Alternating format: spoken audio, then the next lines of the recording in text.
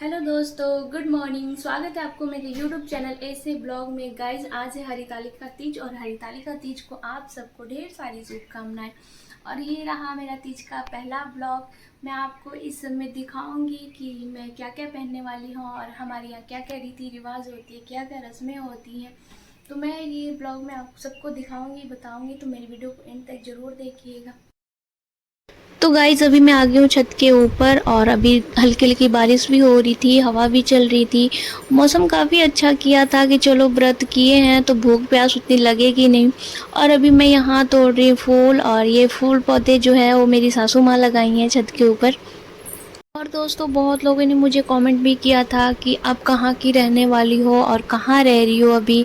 तो मैं बिहार की रहने वाली हूँ और अभी मेरी शादी पंजाब में हुई है, पंजाब की लुधियाना शहर में। उसके बाद फिर मैं लगा रही हूँ यहाँ पे मेहंदी। एक हाथ में मैं रात को ही लगा ली थी, दूसरे हाथ रह गया था मेरा, क्योंकि रात को बहुत टाइम हो गया था, 12:30-1 बज गया था मेरे को लगाते मेहंदी और सोते। और नींद भी बहुत ज़्यादा आ रही थी, इसलिए मैं सो गई थी। उसके बाद आज मैं सवेरे यहाँ लगा रही हूँ मेहंदी, और आराध्या यहाँ बहुत परेशान कर रही है, मेरे को लगाने नहीं दे रही है मेहंदी। मेरे को अब समझ में आ रही है कि मेरी माँ की मेहंदी इतना सिंपल क्यों हुआ करती थी। बच्चे होने के बाद अक्सर ऐसे ही होता है। और मेरी भी माँ की मेहंदी बहुत सिंपल हुआ करती थी, गोल गोल करके बस बिंदी बिंदी करके रख छोड़ देते थे। किस किस के बच्चे ऐसे परेशान करते हैं मेरे को कमेंट में ज़रूर बताना। मेरी आराध्या तो मेरे को बहुत परेशान करती है, कोई भी काम करने नहीं देती है जल्दी। और ये देखो, इसके चलते मैं मेहंदी कैसे लगाई हूँ।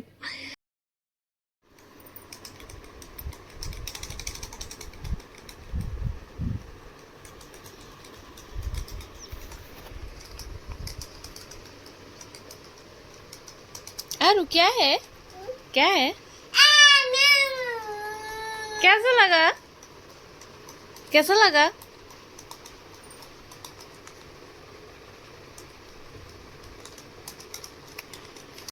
और अब आरू के खेलने के बाद मैं आ गई हूँ अपनी शाम की पूजा की तैयारी करने। आराध्या सो गई है, तो मैं सोची कि चलो अब मैं अपनी तैयारी कर लेती हूँ। तो फिर मैं यहाँ निकाली हूँ प्यारा सा ग्रीन कलर का साड़ी, क्योंकि मुझे बहुत अच्छा लग रहा था, गोल्डन और ग्रीन का था। और यहाँ मेरा थोड़ा सा मेकअप था, और ये रही मेरी चूड़ी, उस कलर की मेरे को चूड़ी भी यहाँ मिल गई थी।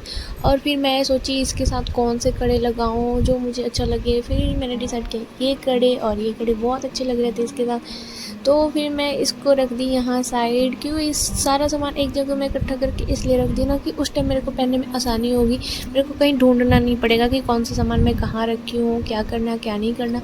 इसलिए मैं सारा पहले रेडी करके रख देती हूँ, ताकि मैं आसानी से पहन सकूँ और जल्दी मैं तैयार हो सकूँ। चलिए मैं दिखाती हूँ कि मैं क्या क्या सामान इकट्ठा करके रखी हूँ, क्या क्या मुझे लगाना था। तो ये सब सामान मैं एक जगह इकट्ठा करके रख चुकी हूँ, और ये रही इसकी फुल वीडियो।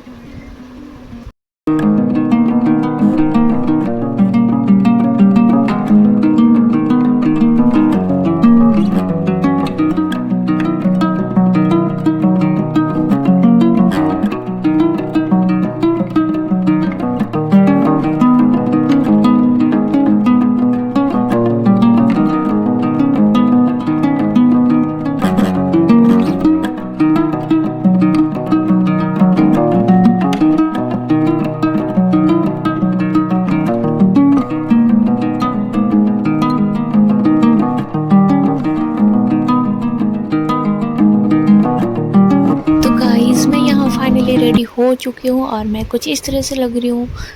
ये देखो मेरा फाइनल लुक। और मैं बोली थी ना कि मुझे सिंपल रहना, साड़ी पहनना, ऐसे सिंपल साड़ी सिंपल मेकअप मुझे बहुत पसंद आता है। तो मुझे कहीं भी जाना होता है तो मेरे को सिंपल ही पसंद आता है। और ये देखो मैं ऐसे लग रही हूँ। और अब मैं आ गई हूँ मैं अपने रूम में, और ये देखो कैसे लग रही हूँ मैं। मेरे बाल वैसे बड़े हो गए हैं, पर बाल गिरते बहुत हैं, बहुत ज़्यादा। और गाइस, मैं बता दूं कि मुझे लगता है कि ये सिर्फ मेरे साथ होता है, क्योंकि जब मैं अच्छी दिखती हूँ तो मेरा घर ख़राब दिखता है, मतलब बिखरा पड़ा दिखता है। जब मेरा रूम अच्छा दिखने लगता है, साफ़ सुथरा एंड सुंदर, तो मैं बिल्कुल बेकार दिखती हूँ, अच्छी नहीं लगती। मुझे लगता है ये सिर्फ मेरे साथ होता है। के आई तो यहाँ देख रही हूँ कि मेरी पूजा की थाली रेडी हो गई है। और ये कौन किया है तो मेरी सास के अलावा कौन कर सकता है। जब भी मैं कोई व्रत करती हूँ तो मेरी पूजा की थाली मम्मी ही रेडी करती है। हर एक चीज़ रख देती है, जो जो मुझे पूजा के लिए चाहिए होता है सब कुछ रख देती है। सब कुछ मार्केट से ख़रीद के ला देती है। बहुत ही हेल्प करती है, बहुत ही ज़्यादा। और यहाँ लाई है ये माता को चढ़ाने के लिए उनका श्रृंगार का सामान। ये इजली मार्केट में मिल जाता है, तो मम्मी शाम को ख़रीद के लाई थी। उसके बाद हो गया भाई साहब ये मशीन ख़राब। वॉशिंग मशीन को अभी ख़राब होनी थी। भाई भी अभी आ गए हैं मशीन को ठीक करने, और देखते हैं कितना टाइम लगता है। वैसे ये मशीन मेरी सासू माँ का है। कम से कम इसको नहीं तो 20-25 साल हो गया इस मशीन को। मम्मी ये सब चीज़ों को इतनी अच्छे से संभाल के रखती है कि जल्दी ख़राब नहीं होता है। अभी भी अच्छा खासा चलता है। और यहाँ हम लोग हो गए हैं रेडी, मैं और और राध्या की दादी मेरी सासू माँ रेडी हो गई, और हम जा रहे हैं मंदिर। राध्या को तो बहुत अच्छा लगता है मंदिर जाना, पूजा करना।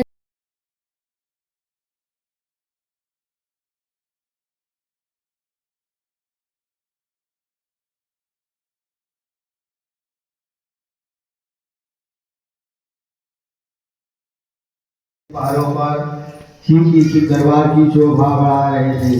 गंधर्व किन्नर ऋषिगण भगवान शिव की स्तुति गान कर रहे थे। उसी अवसर पर माता जी ने भगवान भोले के हाथ जोड़े और बोले लगे तुमको मेरी कन्या स्वीकार हो जो मेरा सौभाग्य। मैं अवश्य ही अपनी कन्या उमा को करूंगा। नारद जी तो ऐसा सुनकर बैकुंठ चले गए। इधर तुम्हारे पिता महाराज हिमाचल ने संतासी के साथ तुम्हें यह समाचार सुनाया कि विष्णु के साथ तुम्हारा शादी निश्चित कर दिया। ऐसा सुनते ही तुमने महान दुख में अपने पाया, और पिता को चले जाने के पश्चात व्याकुल होकर विलाप करने लगी। प्राण त्यागने की बात सोचने लगी। उसी तुम्हारे समय तुम्हारे सखिए ने तुम्हारे पास आए और तुम्हें दुख का कारण पूछा। तुमने अपने सखी को सारा पिटान सुना दिया और कहा कि तुम जानती हो मैंने भोलेनाथ को अपना पति चुन लिया है, तुम्हीं के लिए तप किया है। आगे अपना पति मान तुझे मैं अपना पति मान चुकी हूँ, अतः मैं प्राण से त्यागने के अलावा और क्या कर सकता हूँ। तब तुम्हारे पिता शक्ति ने तुम्हें सांत्वना देते हुए कहा, देवी तो प्राण त्यागने की क्यों सोचती हो।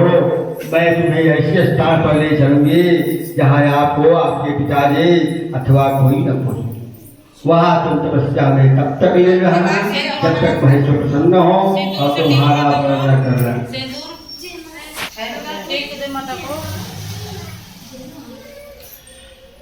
इस प्रकार सहमत बना तुम अपनी सखी के साथ नदी के तट पर गुप्त गुफा में प्रवेश कर मेरे नाम की तपस्या करने लगी। भाद्रपद शुक्र की हस्त नक्षत्र तृतीया को तुमने उपवास रखकर बालू की शिवलिंग की स्थापना की और पूजन कर